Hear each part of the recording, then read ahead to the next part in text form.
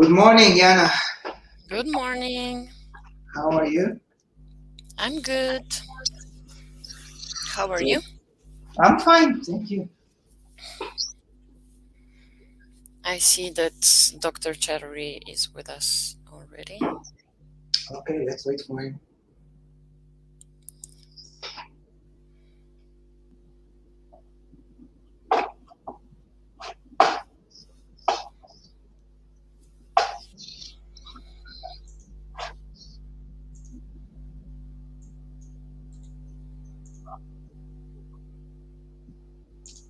I'm posting the URL for to see the questions from the audience. Okay, Okay, for Slido. it's in the chat.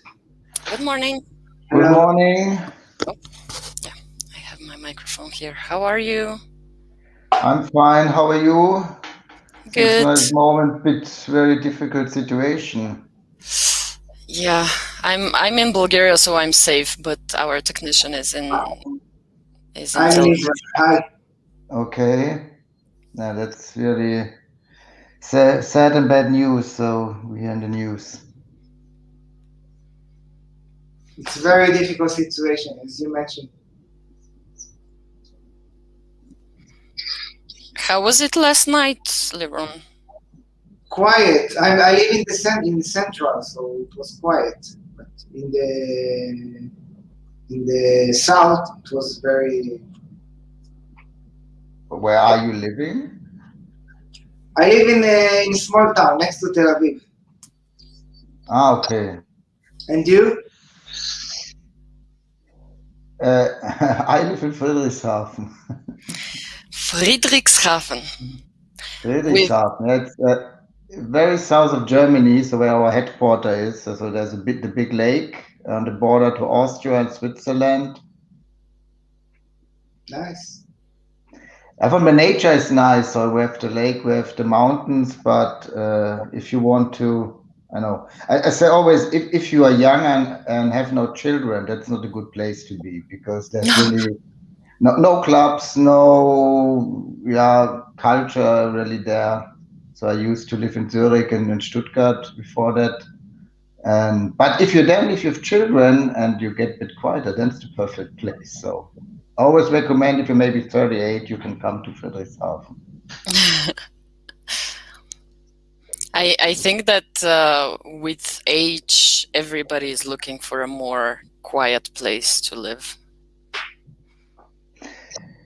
That's the case. So we have now a 2.5-year-old daughter, and really now that's the perfect place because I mean there's no need to go for restaurants and things like that.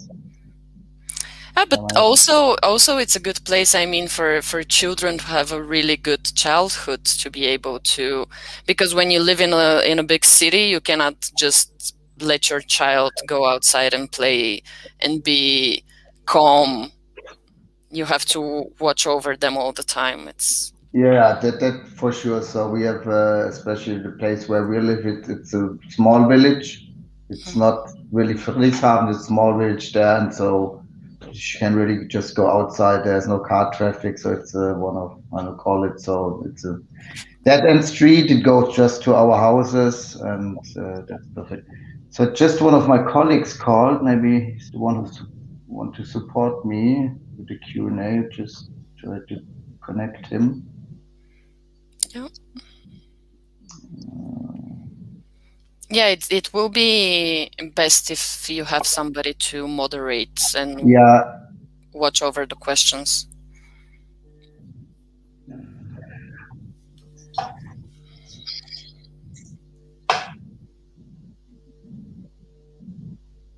We will go live in around 1 hour and 15 minutes. So we have plenty of time. Yeah. so in 1 hour, Yes, because the pre-recording will start in 30 minutes, and the Q&A will start right after the pre-recording.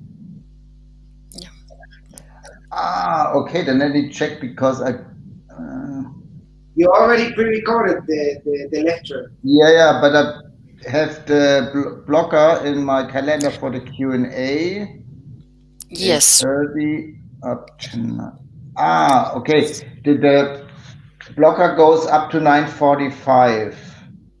Yes. Yes, exactly. Okay, that's 8:30. It was including my pre-recorded presentation. Okay, I didn't realize that one. Yes.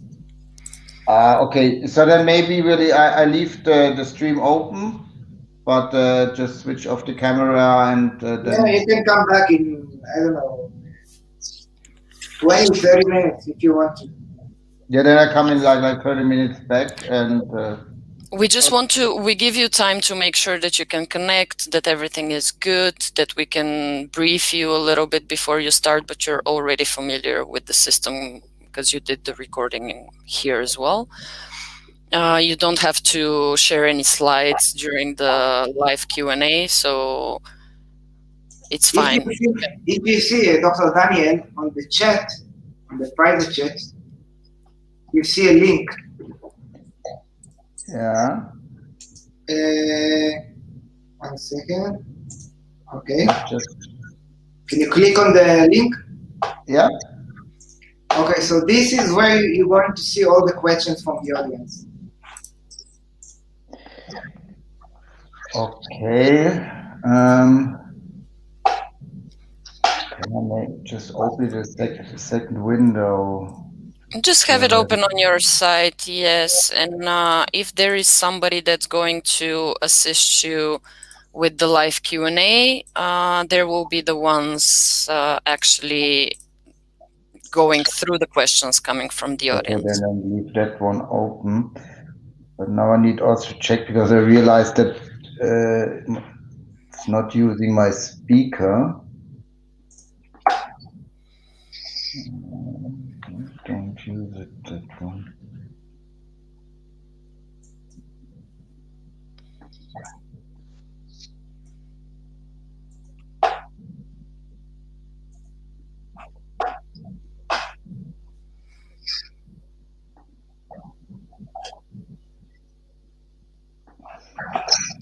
Was the audio quality good because it don't uses my speaker? It sounds good. Yeah, it sounds good. Okay, then we'll leave it like that. Because it just uses the one from the laptop. Yeah, I think it's fine. You also... Hi. Good morning. Hello. So now it should work. Pascal, I learned that the blocker is really including the presentation, so we can come back in half an hour, and I think the presentation is roughly 45 minutes, and then we have to start. Okay. But maybe you can also use. Do you see that link in your chat? Because that it's the one where you will see the questions. Yeah, but let's make a quick test to check to see that it works with the questions. So 1 second, okay? Let's see.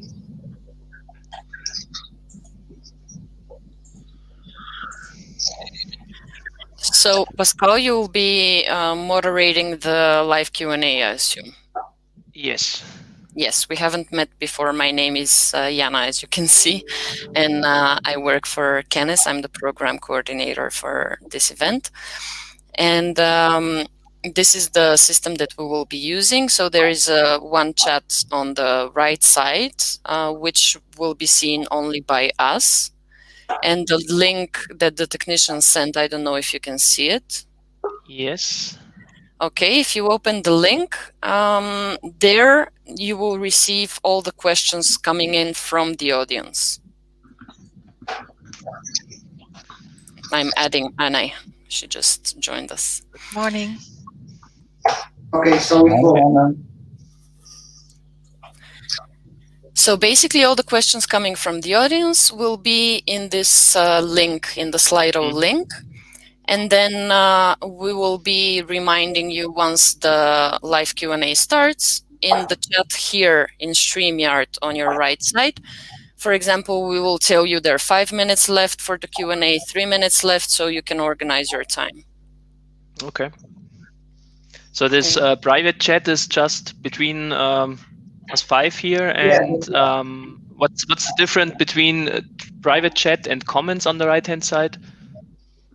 It's for us. It's for us. You can write comments in private chat, but only us can see it. Yes. Okay. So we have the first technician guys in this call, right? Because nobody asked for the difference. Yeah. Okay, so the most important is the link with the for Slido. Okay, did you see it? Yeah. I have not Okay. seen it. Okay. I sent the link again. Okay. I already sent the question. I checked that it works. Okay. I don't see your question in the. Yeah, I removed it. Okay, I will write it again. Yeah. I saw that test question. Yeah, it was me. Okay.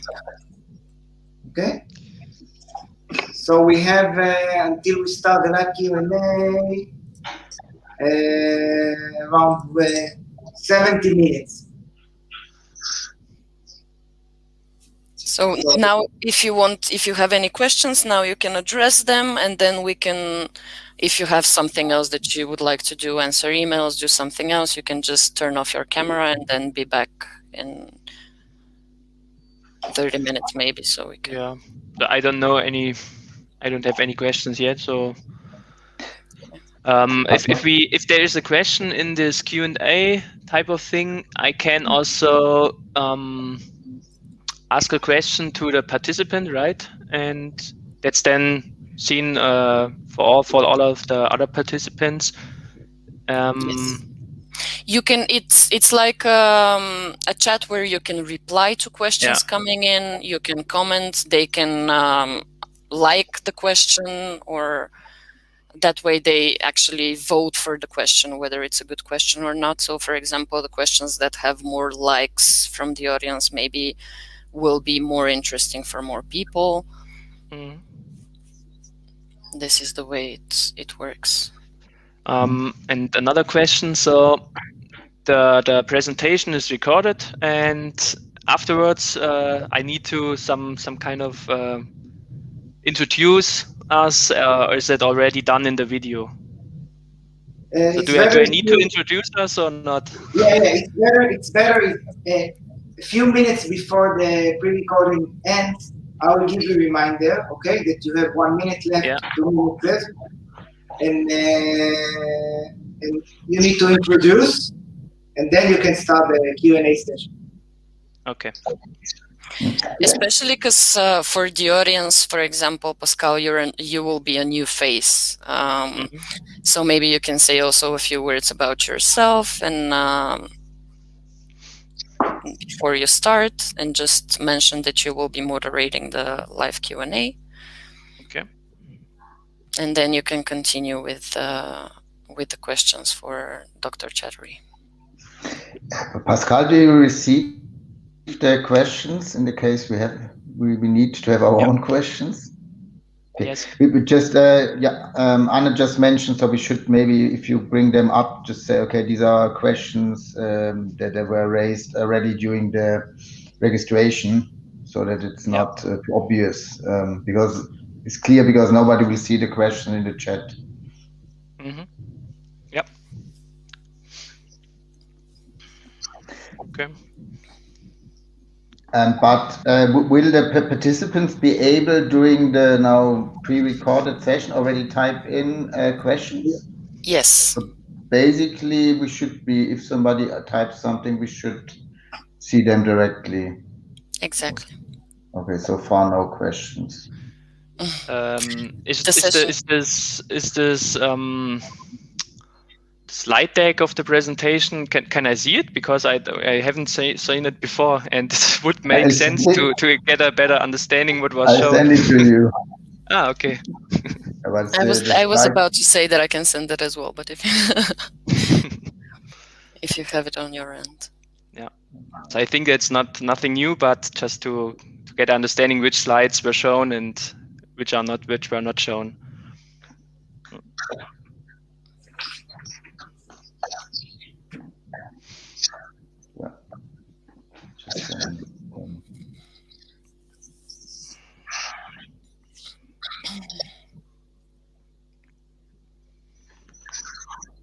Okay.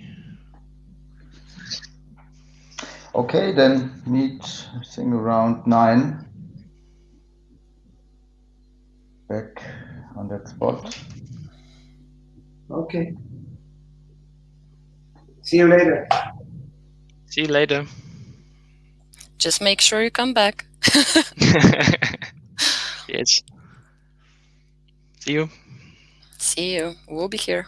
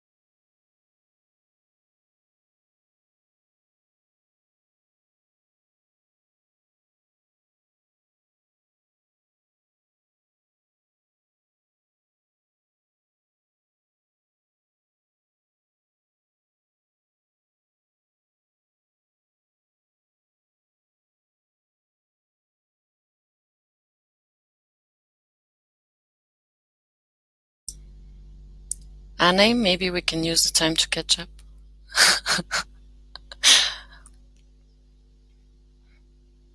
Can you hear me?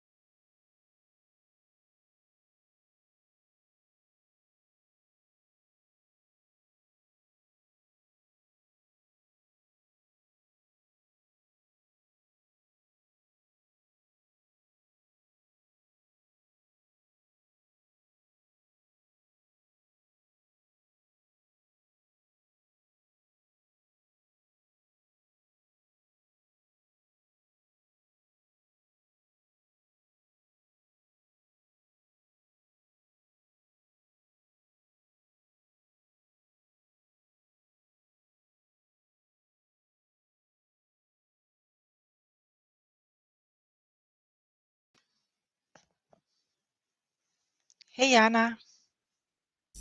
Hi, Annie. I was trying to get your attention before, but but you were. It's such a mess with this closing video. Oh, really? Oh yes, because we did this like 11 p.m. with Maria. We went on a call and we decided everything 11 p.m. She put it together yesterday, and then we need to go fast. And then Florian, he was not available. He is not available after 6 p.m. So what can I do? This is last minute action, and if he's not there, we need to go. Yeah. So he feels left out now, and we need to catch him. We need to catch him. Oh.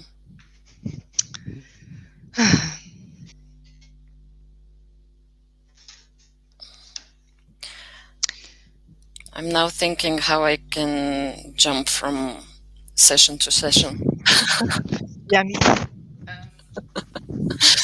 But and we have the issue is we have also that you are a bit more. Tobias. But I think you're a bit more important here, Jana, because you are the person can send an anonym. What's the English? Anonymous. Yes. The question. So I could leave earlier but where's Ron going? Ron is staying here. He's yeah, but there's another technician in the other room. Yeah. We are covered in terms of technicians. Okay.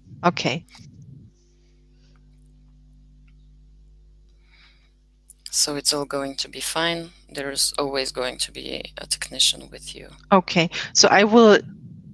When is the session? The session the session now already started, actually. No, I mean the other block I've sent is 9:30. So I will go 9:30 to the Green Harbor one. Yeah. And I will join you once this one. Exactly. Yeah.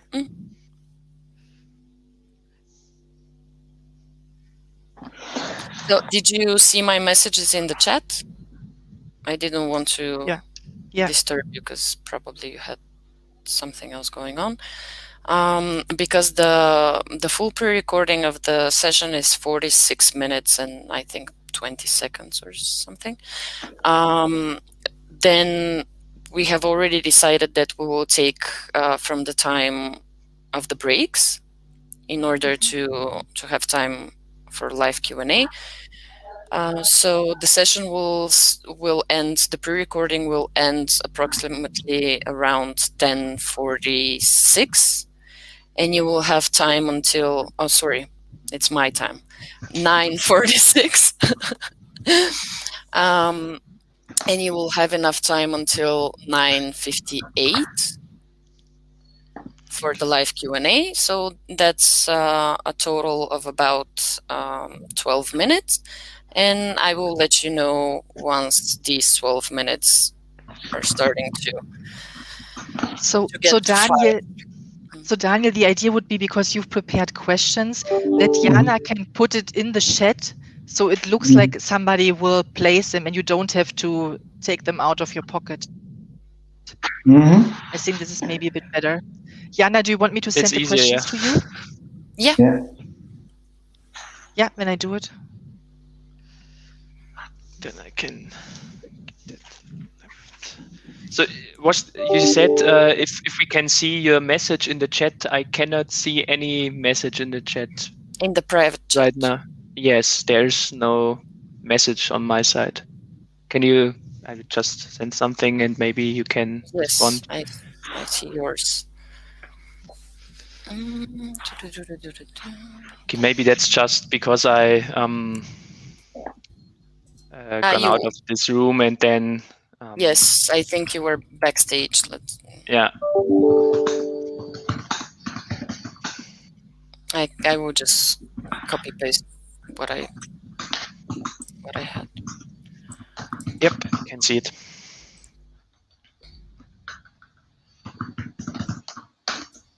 Basically what I told you now, but but in writing. Okay.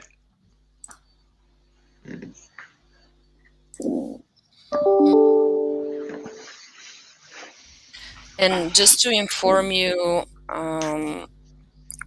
before the live Q&A starts, just make sure that you close all Outlook, Skype, like all things that might pop up or make a sound during the live portion of the session. We were joking with a friend of mine that if you go into a coma, the only thing that can bring you back to life is if you hear the sound of receiving an email.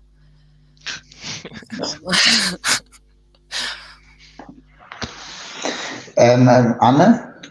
Yeah. I just talked with Maria. Can you maybe, I think she invited for Friday, because now she needs just input from your side. Yeah. Because now somebody from Carmen's team will take care of that Yes.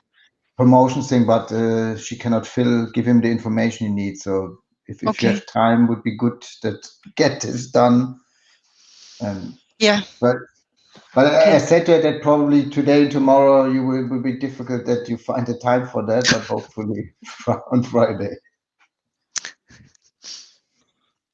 This is true.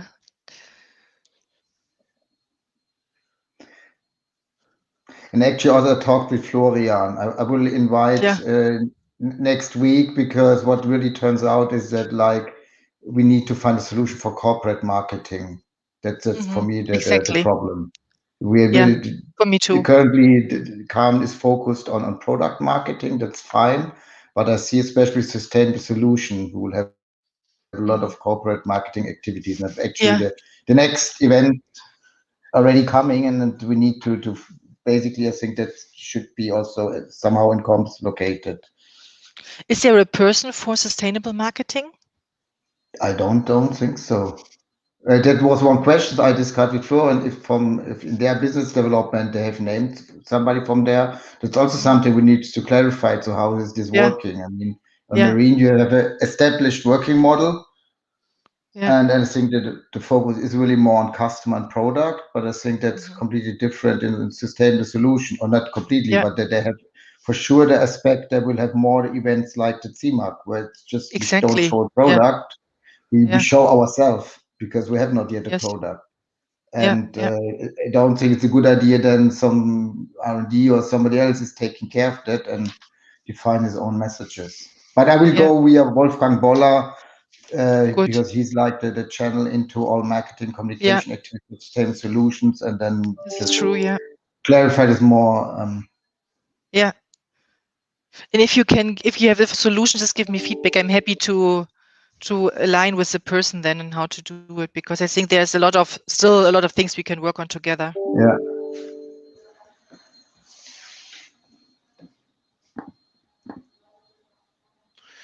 What about if there's a huge number of questions and we cannot answer all? Do we want to reach out to these participants, or do we write a Q&A? What's the plan? We don't have a final plan yet, but what we can say is that everything is available for download until 30th of June, and that every question will be answered and we get back to them. So just a general statement, and we will find a way with the agency to provide feedback. Maybe it will be an email, maybe it will be a notification on the website. We just need to find a good spot, but we will answer every question coming in. Okay. So it seems now there's the first question into that, but goes maybe in my role as technology management. So basically, what you can tell to the audience in the beginning is that you advise them to pose their questions, and that you will select from the questions asked, and if there are too many questions, they will be addressed afterwards. We'll keep track of them, however you would like to present it.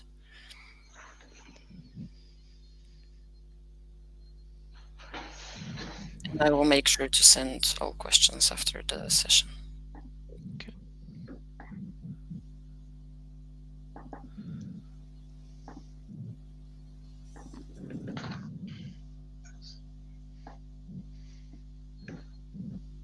I think for questions like that, we can maybe directly reply and not raise it later on, right? Because that's, I think, not a question on the topic on the presentation. you have given.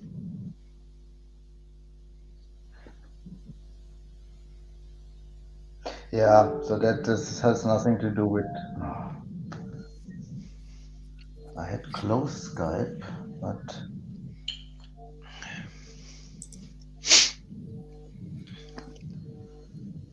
You can actually write in the chat as well. The one that you're seeing, you can reply and just mention your name, so it doesn't show as an anonymous. Or if it does show as an anonymous, at least they know who answered Then that question.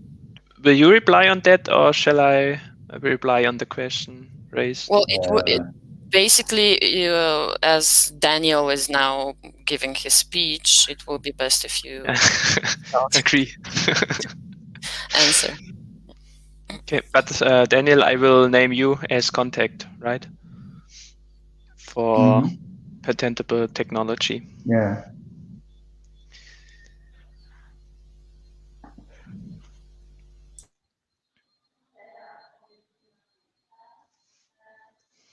Or you can name also Claudia, because at the end she will need to take care in the Gutachterausschuss. And the funny thing is, I've just in parallel chat with Denise. She has similar requests.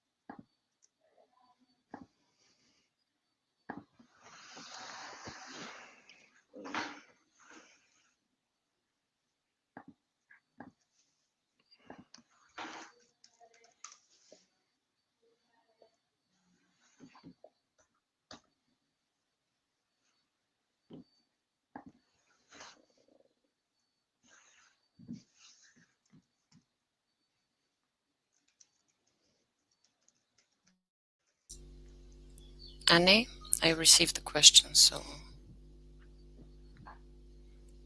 okay, good. I will add them in maybe a little bit further into the presentation. Okay, perfect. Sorry. It's fine.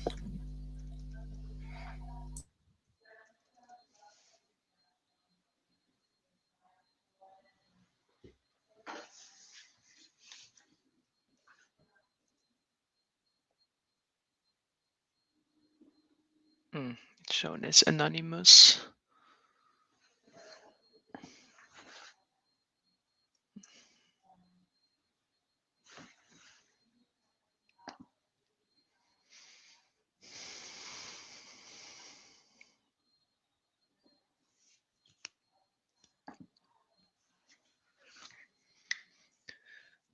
Jana, you have received the questions prepared? Okay. Yes, I was muted, but I said yes.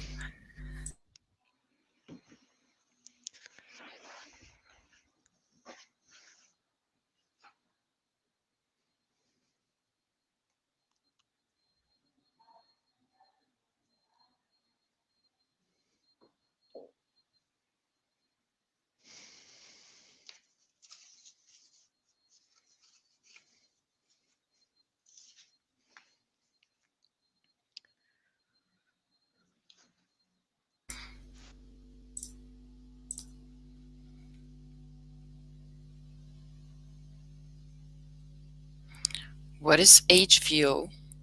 I can ask my questions now to get more familiar with the topic. It's not my field of expertise. HVO. HVO. Yeah. Why can't HVO and hydrogen? Oh, hydrogen. How's this English word? It's a synthetic fuel. Vegetable oil is the last one, yes, but H is hydrogen. Hydrogen. I don't know the German word. something with Yeah, basically Hydrogenated you take all vegetable the. oil. Yeah, thank you. You take all of the plants and basically you make all the hydrocarbons, separate them, and you build a new synthetic fuel.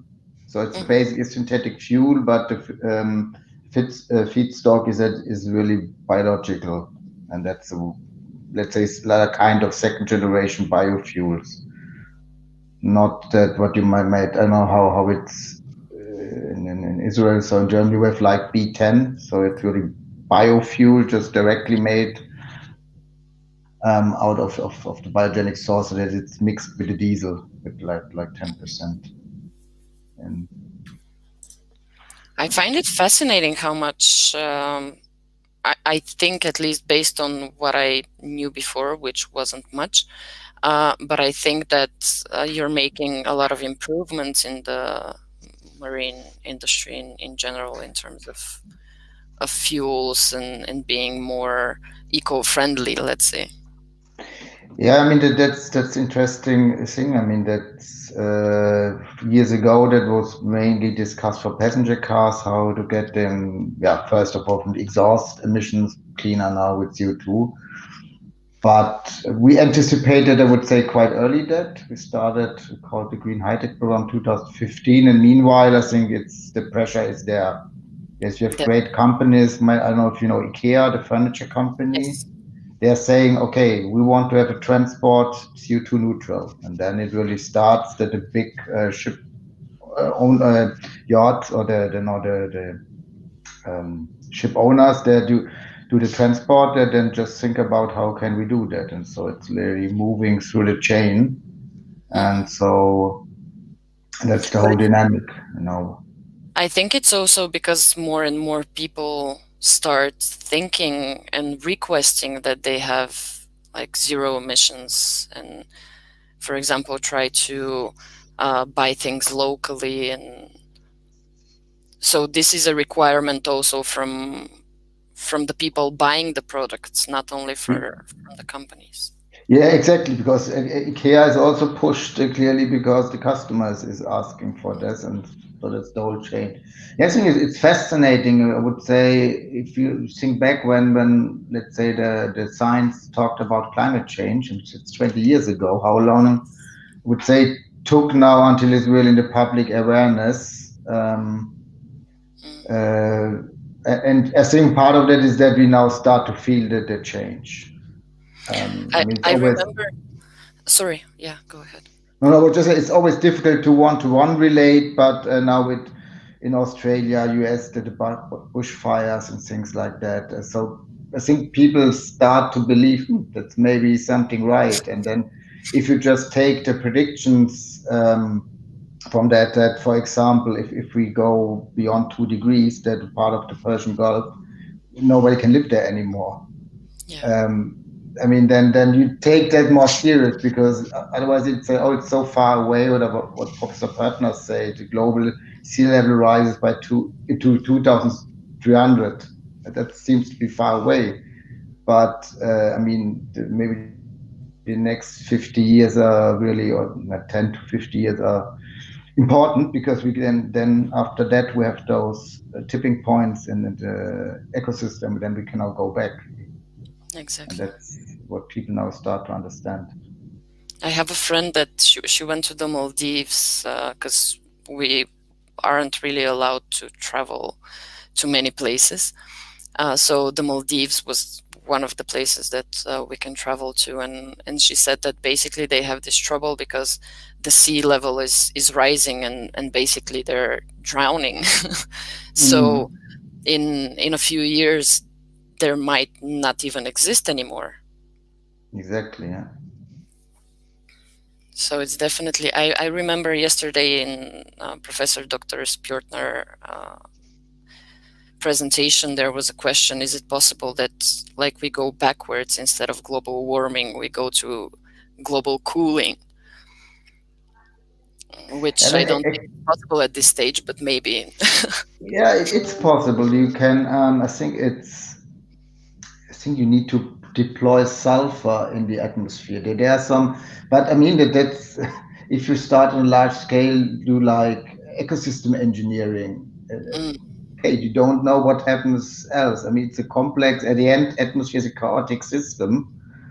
So I mean, physically, it's possible to do cooling.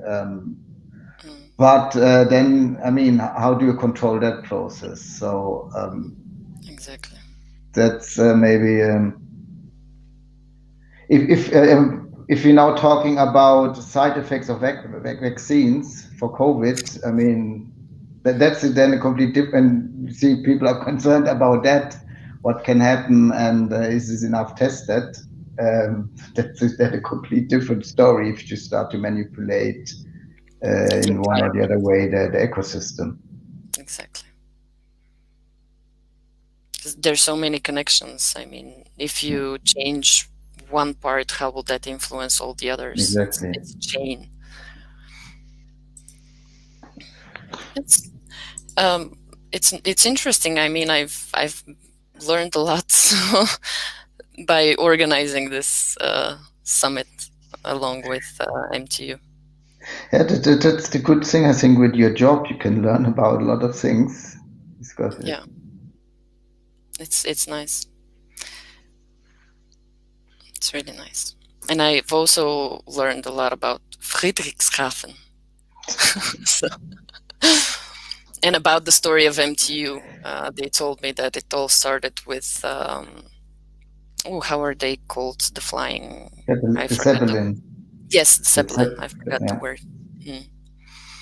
Yeah, actually, the whole industry on the lake it goes back to the Zeppelin. So that let's say Lord Zeppelin decided, okay, need to build Zeppelins. I go to the Bodensee and all them. I mean that there's also ZF. They're even larger than we are. This thing it's in Germany the second largest automotive supplier, and they're also based based or go back to the Zeppelins at the end, and we go back to them. And there's a part of Airbus, and they're also basically a bit longer story connected to Zeppelin. So I mean, if he has not taken a decision, then we had just here Apple trees and maybe complete different no industry, I guess. Yeah. But it's interesting that you have such a long history of the company. I mean, it's how it progressed over time. Yeah, that's really interesting because it starts really from a niche with the Zeppelins, and then it evolves. Then they produced engines for trains, and at that time it was in the 30s. They had really the world record for trains. This was the flying hamburger.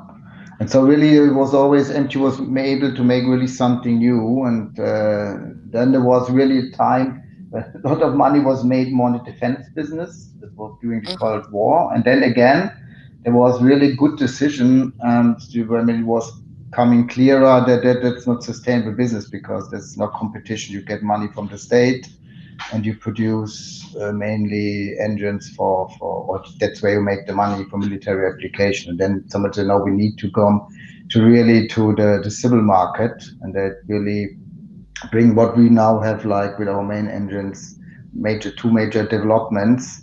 And then really when the Cold War stopped, a lot of companies, for example, what is now Airbus, Dornier, they just get bankrupt because they didn't change. They just rely, okay, I get money from the state, no efficiency.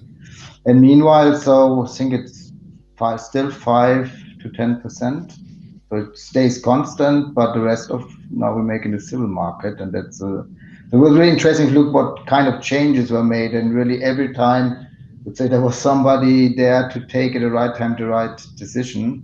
And I really believe now with the change to for engines to more cleaner solutions, to batteries, to fuel cells, even we will for years to come still earn most of the money with engines. That's the same decision. I think If that's somebody looks back into 30 years. There's another question. I didn't see ammonia in the e-fuels overview. Is that correct? I think that's one we can answer in the Q&A later, sure. right? For sure, yeah. It was a good idea that you, Pascal, that you asked for questions. Yeah. Bit motivation. Yeah, it's early in the morning here and deep in the night in America, and okay, the Asian colleagues or participants are maybe after lunch. That's also pretty hard then to be motivated and full power. Yeah. So It's good that you're encouraging them. Because sometimes, for example, yesterday a lot of questions started coming in right at the end of the live Q&A, which is inconvenient for the speakers because they're not able to answer them.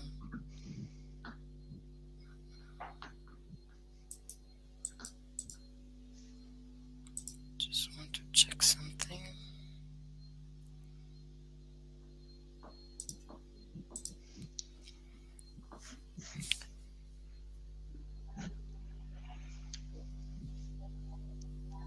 Verona, are you here? I have a question for you. Yes, I'm here. Can you give us the statistics? How many people are watching the session? I don't have this information. Sorry. Oh, okay. I think Anne can tell us, but Yeah, I don't have it. She's busy doing something else right now, but she will come back to us. I would like to see this video. I can tell you more or less, not the exact number, if you want. I can do. I just it's it was 200 something before, and now it's 237. So one guy is asking. 237. Okay. One guy is asking for this video shown. Where can I see it again? Is it I can answer that. Okay. Yeah, I think the communication, Lucy Maluk, she posted something in LinkedIn. I think it's also on our website, and there is the video also included. It will be also available in the platform that we're using now until the end of June. So, okay. June 3rd. Yeah, maybe we can give more information because find it, because there's a website, not internally, and there's also some, like Pascal, bit like the white paper style. Okay. Maybe you can you call or write Lucy Maluk if she can send you the link. I'll try to find it in parallel. Yeah. Because there's a bit text and a bit few more information.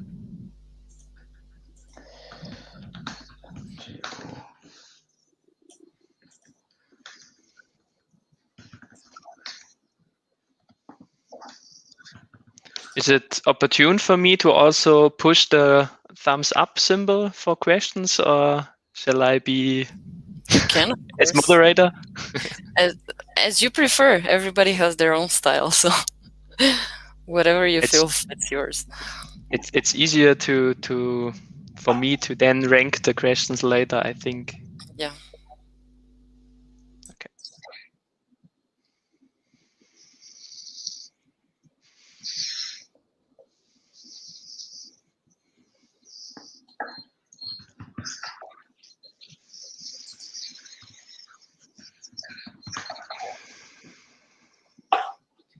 We have 16 minutes before we go live. Okay. So Pascal, you're starting the session. You're presenting Dr. Daniel, correct? Yes. So I will let you know. A few seconds before we start. You need to count silently from 10 to 0, and then you can start. Okay. So I will give you the sign. When? Mm-hmm. When to count or when to start? When to count. Okay. Okay.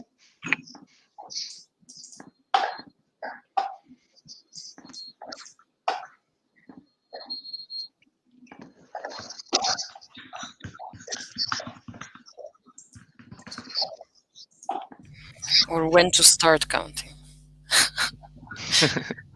I was writing my answer, then I came back. Exactly. When to start now. When to start counting.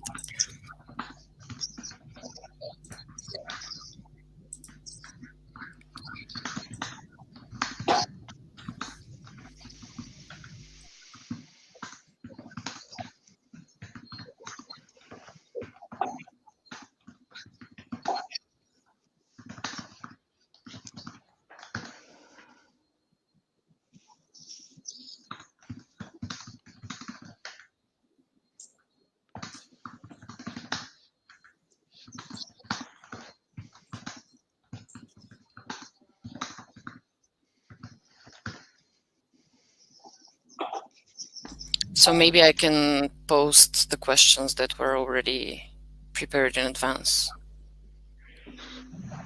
So you have them as well in the Slido. Mhm.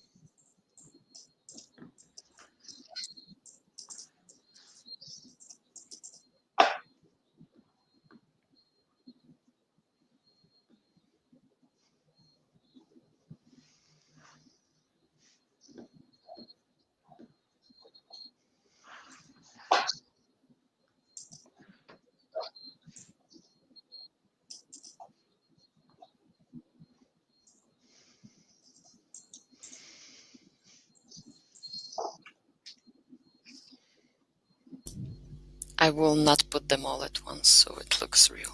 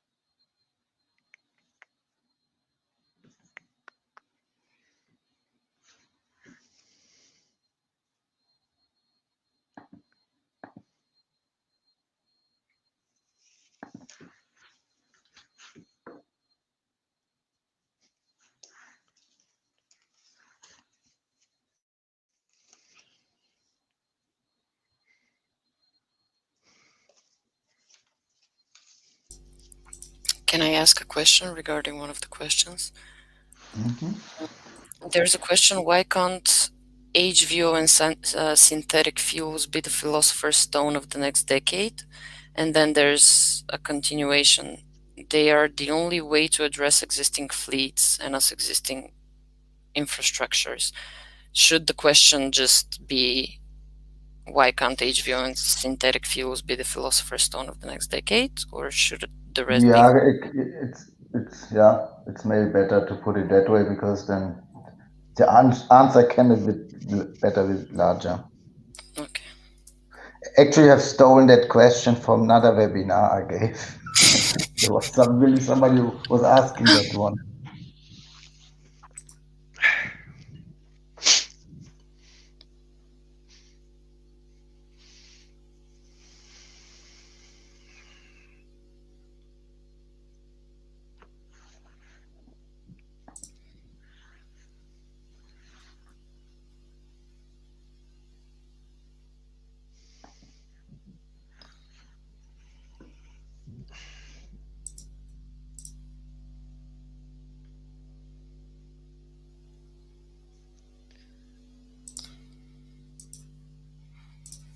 I have 2 left.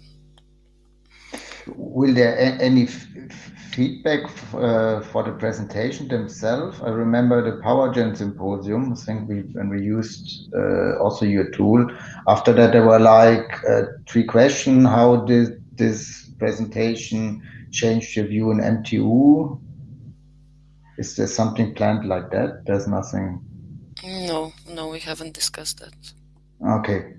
Because that was from the PowerGen symposium. I received the feedback, and I think there were like 3 questions from the quality of the presentation, and one I liked much was, did this presentation change your view on MTU in a positive? And that it was very interesting that, especially on the Power to X topic, there was like 70% of saying, yeah, it changed really, didn't expect that from MTU. Nice. We have some sessions that have, let's say, open questions to the audience like that.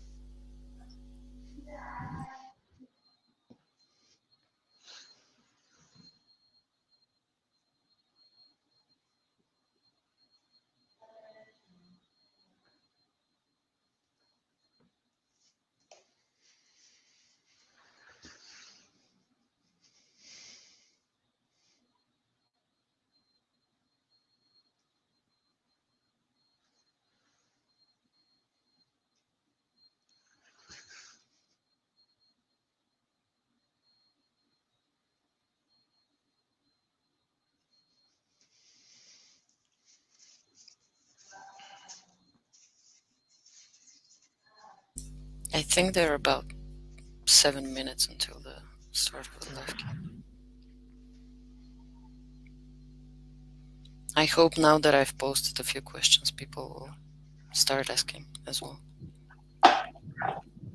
Ron, you're going to give the exact time until the start of the... Yes, 6 minutes, 40 seconds. Okay, I was almost right.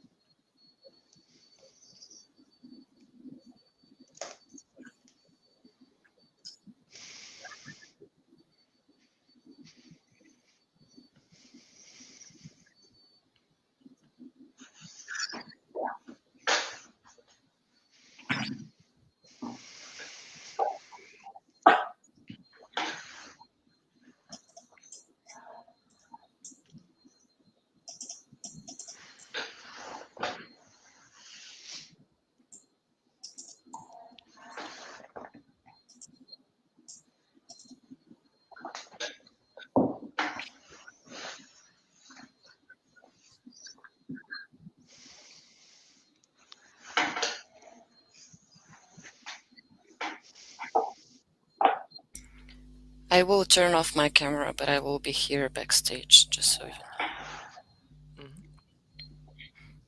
I don't want to show up on screen once you're live. Angelica was telling me, because I have put an auto message in my mailbox that I'm attending the MTU Virtual Marine Summit, and she said, "Oh, I'm attending the same event. I hope I see you there." And I was like, "I hope you don't see me, because otherwise that means we made a mistake." So I will just turn off my camera, but I'm here. And Pascal, have in mind that once we're going towards the end of the live Q&A, I will just send it here in the chat in StreamYard, in the chat on the right side. Sorry, say it again. What will you send in the chat? I will just send you, like, you have 5 minutes left for Q&A, 3 minutes left for Q&A, just so you can keep one eye on this chat as well. Okay. Okay, thanks. Thank you.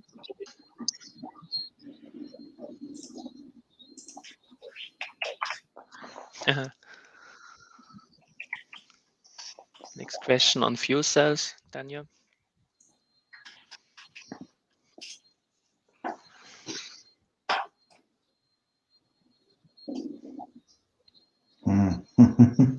This one received a lot of likes.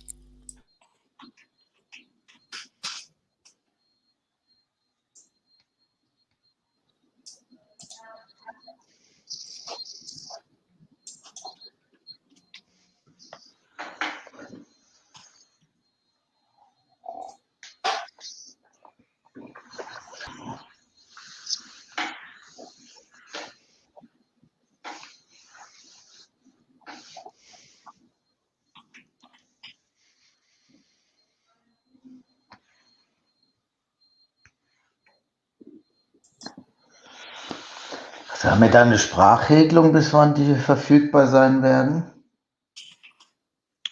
Die Brennstoffzellen oder die Retrofit-Kits, die jetzt auch genannt sind? Okay.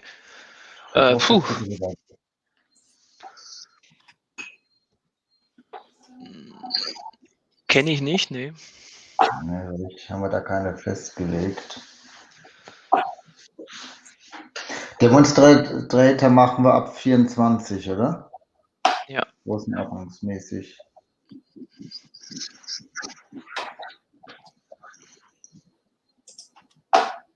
Dann 27 Serie.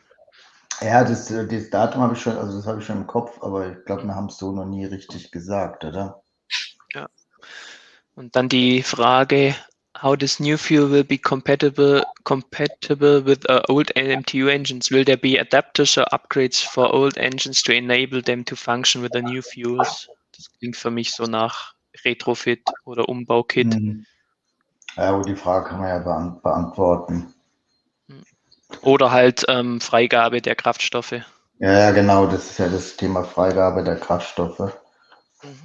Okay, so we have 1 minute before we start, okay? Okay.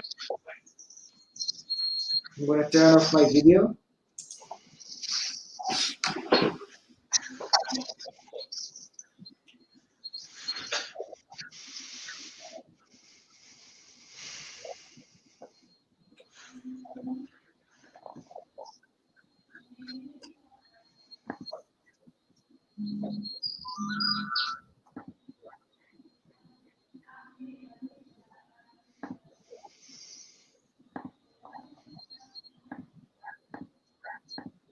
Ich stelle die Fragen dann nach. Ja,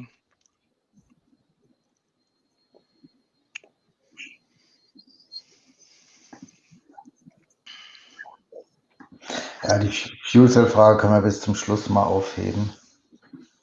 Okay. Okay, so Pascal, are you ready? Yep. Okay, so please start the countdown from 10 to 0 silently from now. Good luck.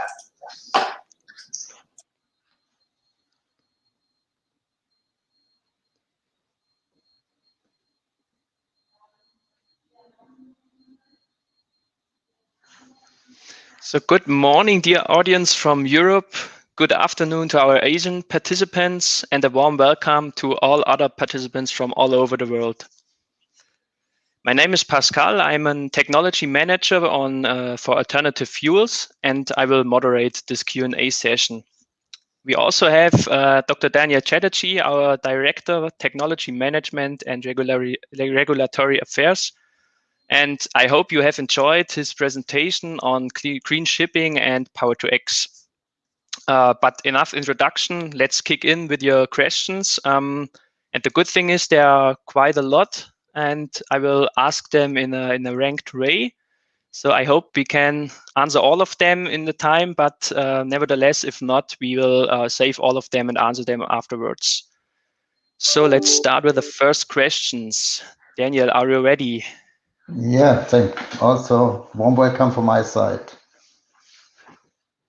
Okay, first question. I didn't see ammonia in the e-fuels overview. Is that correct? It's correct, but maybe need to explain. So for us, clearly ammonia is an e-fuel, but what we have put in, let's say, our pathways or roadmap is just we break down currently what do we see at the relevant fuels for our applications, so high-speed engines. So we believe ammonia, clearly attractive part with ammonia is you need no CO2. If you make green hydrogen, you can we have 70% nitrogen in the air, so it's just easier to extract that one and to produce ammonia. And clearly ammonia could be used as for transport and trade hydrogen. That is one role we see ammonia will get in the future. And secondly, we believe ammonia will play for deep sea shipping, for large ships, especially with two-stroke engines, where you use also directly ammonia. On the other hand, ammonia is toxic, and therefore we believe that there are a lot of safety concerns, which makes it probably not the right fuel to handle if you talk on coastal shipping and a lot of passengers on board. And that's why we at the moment have ammonia not on our roadmap for our applications. Okay, thank you. Then let's go to the next one. It's a topic around production. So where should the hydrogen be produced? Close to wind power source? In a sense, close to wind power, but I would say in a country or in a region where you have, and that's what I explained with the harvesting factor, if you have very good conditions to run your energy production, so the wind turbines with long operating hours over the year. But if you think really more locally, we believe in the beginning, hydrogen should be produced, so the electrolyzer which produces the hydrogen, more closer to the customer or the user of the hydrogen. Because that's one topic we need for hydrogen to transport it. The most efficient way would be a pipeline. You need infrastructure.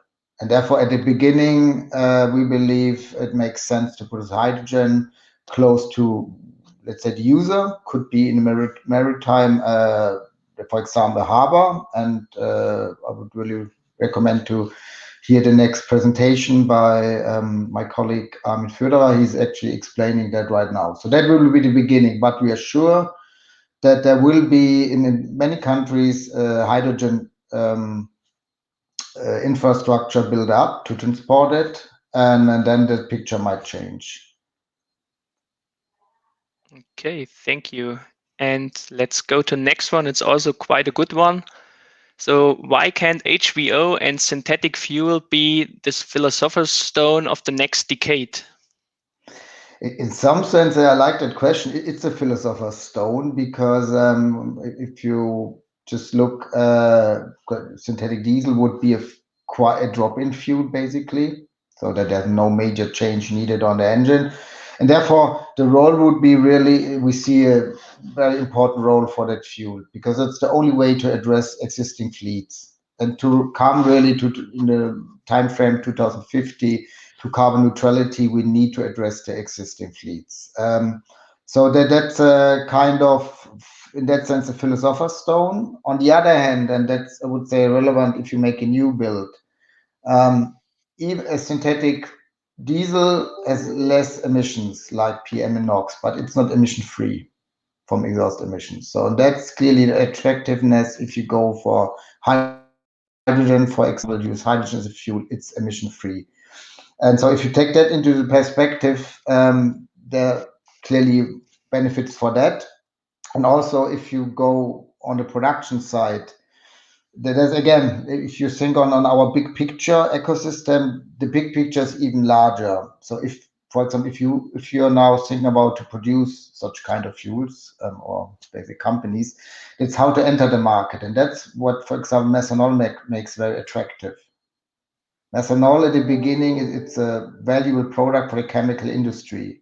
And it's something which we believe could help to ramp up that. And then in the second stage, it will be used as a fuel where you have all the scale effects and get the cost down.